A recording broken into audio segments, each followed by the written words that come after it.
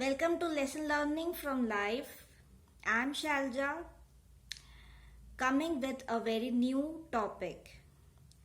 Parents बहुत स्वार्थी होते हैं और उन्हें अपने बच्चों में बहुत सारी क्वालिटीज़ चाहिए होती है। उसके लिए वो खुद भी बहुत सारी मेहनत करते हैं कि हमारा बच्चा बहुत इंटेलिजेंट हो, हेल्दी हो, डायनामिक हो, सबसे अलग हो, इस दुनिया के साथ चले। कोई एक मारे तो ये दो लगा के आए, घाघ भी बने। लेकिन आपको नहीं लगता ये सारी चीज़ें बहुत ही गलत है? मुझे तो लगता है। मैंने बहुत सारी चीज़ें ये देखी हैं और इसके रिगार्डिंग मैंने सोचा कि मुझे एक वीडियो बनाना चाहिए और लोगों तक अपनी आवाज़ पहुंचानी चाहिए। Before starting my video, I'm requesting you all, please share this video as maximum as you can and please subscribe it and like this video. आपको ज़रूर पसंद आएगा। मुझे पता है कि आप इस वीडियो को अग्री करेंगे। तो मैं जो आपको बताना चाहती हूँ कि before conceiving the child the parents should keep the very important things in their mind. Now every life partner thinks about their relationship bonding, that they are having the healthy relationship bonding with each other. So after that they started conceiving the child. ये चीज़ें तो होती है। Before conceiving सब लोग देखते हैं कि they should avoid full moon day, no moon day, क्योंकि इससे जो है बच्चे में मानसिक और शारीरिक क्षति पहुंचने का 100% चांस होता है। इसको अवॉइड करना चाहिए। The partner should be very happy, balance state of mind, balance state of emotions, balance state of everything, so that जो अच्छी आत्माएं जन्म लेती हैं वो बैलेंस हो, हर चीज़ में स्टेबल हो। ये सारी चीज़ें बहुत नॉर्मल होती है। और मैं जो आपसे टॉपिक डिस्कस करने वाली हूँ वो इस चीज़ के रिगार्डिंग है कि जो आज की डेट में हमने देखा है कि बच्चों में बहुत गुस्सा है, ईगो है। कोई बड़ा उनको कुछ डांटता भी है तो वो पलट के जवाब देते हैं और वो किसी से कम नहीं अपने आप को आंकते। ये चीज़ें बहुत बढ़ती जा रही है और यही चीज़ें एक जो मन के रूप से क्रोध जन्म ले रहा है, मन के रूप से ही युद्ध हो रहे हैं, फिजिकल रूप से कम और इन चीज़ों से बहुत ही ज़्यादा हो रहे हैं। इस पर हमें गौर करना चाहिए और ज़रूरी एक्शन लेना चाहिए। ये सारी चीज़ें आप सभी को गौर करना चाहिए और इन पर रोक लगनी चाहिए। सबसे बड़ा दुश्मन है अहंकार, क्रोध, स्वार्थ, लालच, प्रतिशोध, भेदभाव और बहुत सारी चीजें।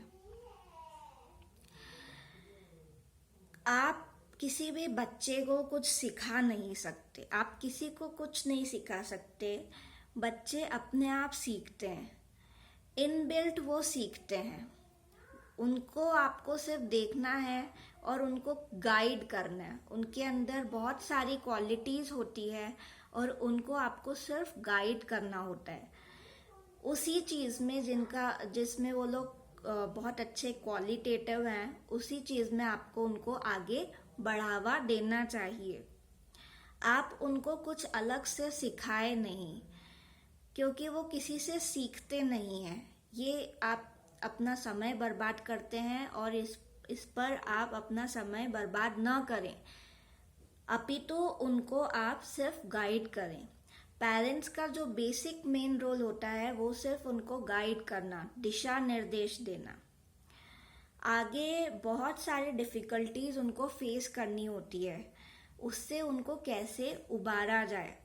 उनकी गलत हरकतों पे आपने उनको सपोर्ट कर दिया या फिर खुद ही आपका ईगो सामने आ गया कि हमारे बच्चे के साथ ऐसा कैसे, तो हम उसको और ऐसा बनाए वैसा बनाए, वो सबसे पहले आपके लिए पतन का कारण बनेगा, फिर दूसरों के लिए और फिर पूरे संसार के पतन का कारण बनता है।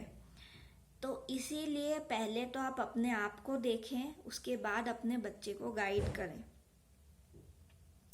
ना बहुत सारी डिफ़िकल्टीज एक बच्चा फेस करता है जब वो बड़ा होता है। आप देखें, ऊंचाइयों पे पहुंच के उसने अहंकार अगर उसके अंदर आता है, आप उसको उस जगह गाइड करें, इससे आपको बाहर कैसे निकलना है, आप इससे कैसे डील कर सकते हैं। वो निराश हो जाता है बहुत ज़्यादा, उस सिचुएशन में डील करें कि अब कैसे आगे बढ़ा जाए। अगर वो किसी में भेदभाव करता है, अपने आप को बहुत अच्छा समझता है, दूसरों को तुच्छ समझता है, उससे उसको डील करना बताए। उसके अंदर लालच आता है किसी चीज़ का, उससे उसको डील करना बताए। ये चीज़ें होती है बेसिकली पेरेंट्स को जो सोचना चाहिए।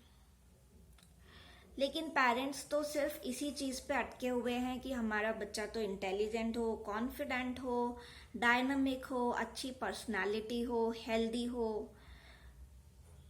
लेकिन आपको इससे आगे अब सोचने की ज़रूरत है। आप सभी जानते हैं केवल एक इंसान के अंदर कुंडलनी शक्ति होती है जो जागृत होती है। पशु पक्षी में कुंडलनी का जागरण नहीं संभव है क्योंकि वो आदि बनी हुई होती है। वो सब इंतजार करते हैं कि कब हम इंसान के रूप में जन्म ले। इसीलिए एक इंसान का जन्म पूरे संसार के विकास पर निर्धारित होता है। ये एक इम्पॉर्टेंट डिसीजन है जो कि हर पेरेंट्स को गौर करना चाहिए। तो ये एक मेरा छोटा सा आइडिया जो मैंने आपके साथ शेयर किया। प्लीज़ आप इसे शेयर ज़रूर कीजिए।